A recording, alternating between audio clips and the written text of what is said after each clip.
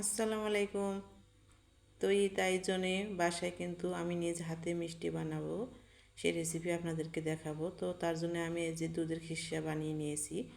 আর এখন এই যে দুধের খিরসাগুলো আমি একটা ডিশে ঢালে নিলাম। তারপর খিরসাটাকে 3 ভাগ করে নিলাম। 3 ভাগের পরিমাণে কিন্তু 1 ভাগ আটা দেওয়া লাগবে। তো আমি এর জন্য খিরসাটাকে 3 ভাগ করে নিয়েছি। আর এখন এই যে 1 ভাগে পরিমাণ আটা দিতেছি। তো 1 ভাগের পরিমাণ মতো আটা কিন্তু আমার দেওয়া হয়ে গেল। আর এখন আমি এই আটাটাকে একটু হালকা পানি দিয়ে মাখিয়ে নেব। তারপরে কিন্তু আমি খিরসার সঙ্গে মিক্স করব। তো এই যে একটু পানি দিয়েছি, বেশি পানি দেওয়া যাবে না, একটু পানি দিয়ে আটাটাকে আমি হাত দিয়ে মাখিয়ে নিচ্ছি।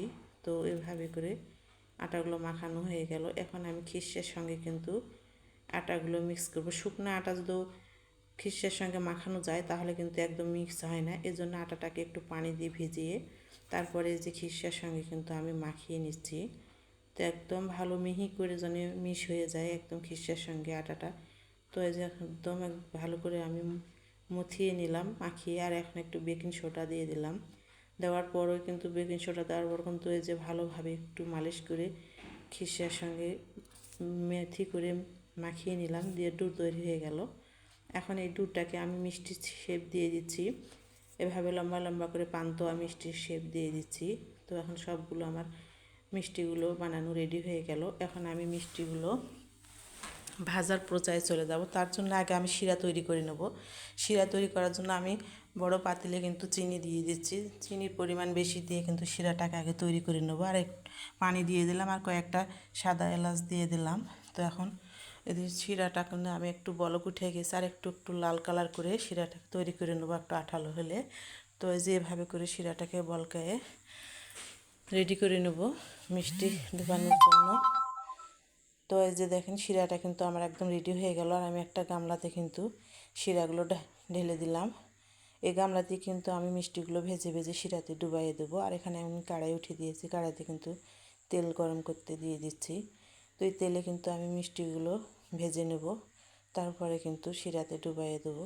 তো এই যে মিষ্টিগুলো এখন আমি এই যে তেলে দিয়ে দিলাম ভাজতে। তো এইভাবে করে আমি সবগুলো মিষ্টি কিন্তু তেলে ভাজতে দিয়ে দিলাম। ভাজানোর পরে কিন্তু আমি শিরাতে দিয়ে দেবো। গরম অবস্থায় কিন্তু মিষ্টিগুলো ভেজানো যাবে না শিরাতে, একটু হালকা ঠান্ডা হলে কিন্তু শিরাতে ছেড়ে দিতে হবে। এতে করে মিষ্টিগুলো ভাঙবে না, একদম গোটায় থেকে যাবে। তো এই যে আমার মিষ্টিগুলো একদম কালো জাম কালার করে ভাজা হয়ে গেল।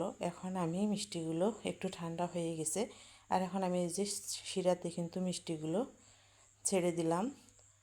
দেওয়ার পরে কিছুক্ষণ রেখে দেবো, এতে করে মিষ্টিগুলো রস টেনে একদম তুলতুলে নরম হয়ে যাবে। তো এই যে মিষ্টিগুলো কিন্তু একদম আমার রস টেনে কিন্তু একদম তুলতুলে নরম হয়ে গেছে। তো আজকে আমার এই যে পান্তুয়া মিষ্টি বাসায় একদম নিজ হাতে বানানো রেডি হয়ে গেল। তো এই যে আমি বাটিতে করে উঠে নিলাম মিষ্টিগুলো। আজকের ভিডিও কিন্তু এটুকুই।